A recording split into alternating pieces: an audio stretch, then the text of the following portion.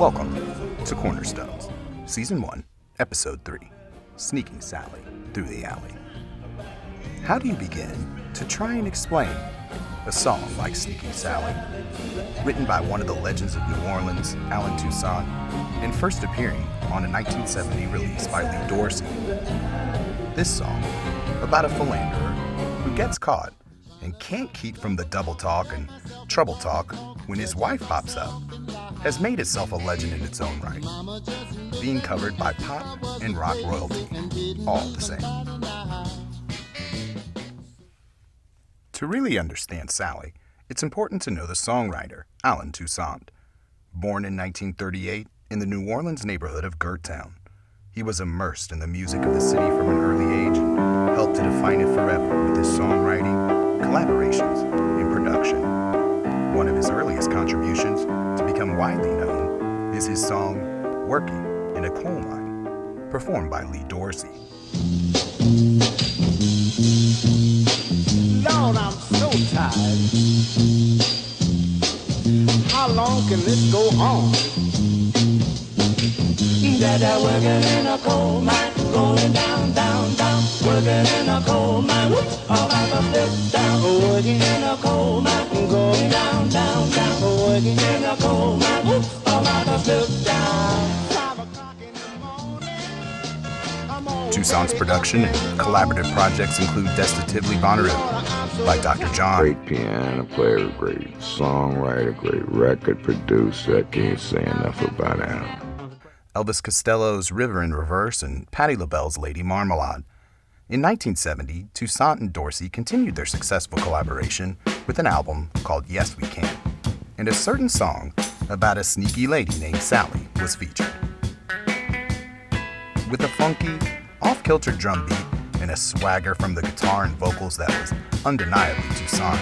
Sneaking Sally through the alley, trying to keep her out of sight. Sneaking Sally through the alley, and up pops my wife. I said I can't find nothing wrong with being friends, so sometimes she let me use a car. This song would live in relative obscurity until a young and up-and-coming British singer called in an all-star band to breathe new life into Sally. Robert Palmer, venturing away from Vinegar Joe for his solo debut, brought in Little Feat guitarist Lowell George and the funkiest band on the planet, the Meters, to record his solo debut. Naming it after that sneaky lady, it would include the Little Feat classic Sailing Shoes and another Toussaint track, From a Whisper to a Scream.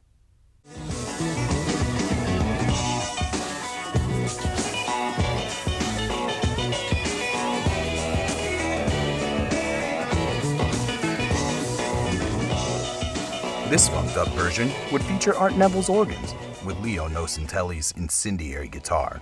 The Meters put their mark on this song and made it into a New Orleans funk jam again.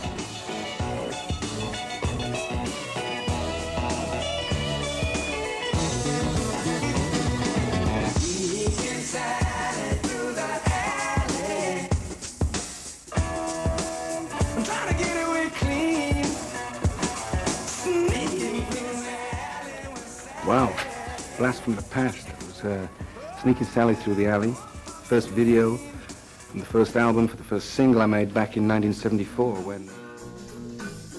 On March 8, 1985, at a Vermont bar named Doolin's, Fish debuted their Sneaking Sally. 7 months later, the band would play the first known recorded version at Hunt's in Burlington.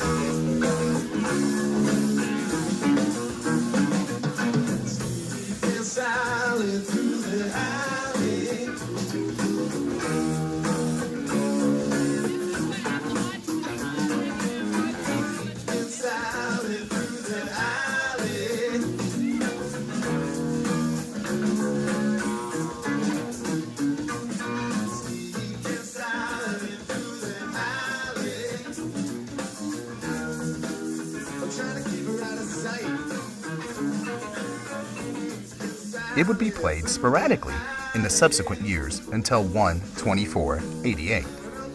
This would be the last version for a whopping 920 shows until the incredible bust out on 12/30/97.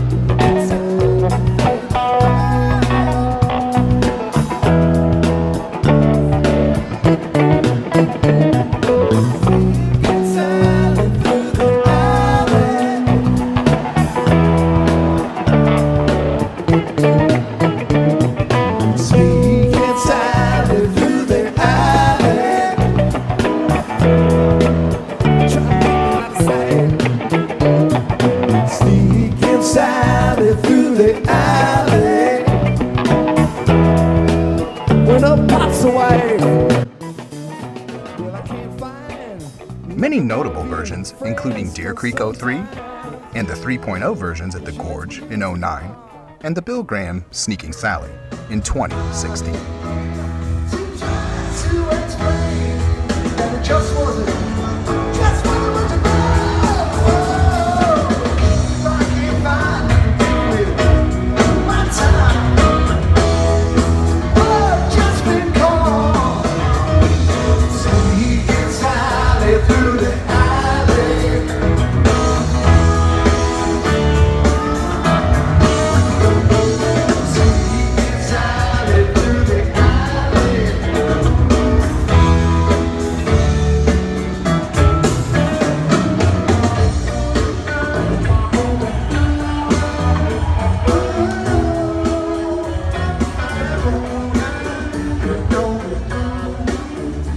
Alan Toussaint's sound and soul is New Orleans.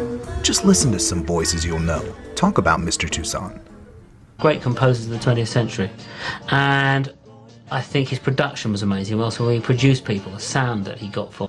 That's I hate to use the term legendary, it's become such a cliche, but he is that. Has extraordinary musical gifts. What do you want the boy to do?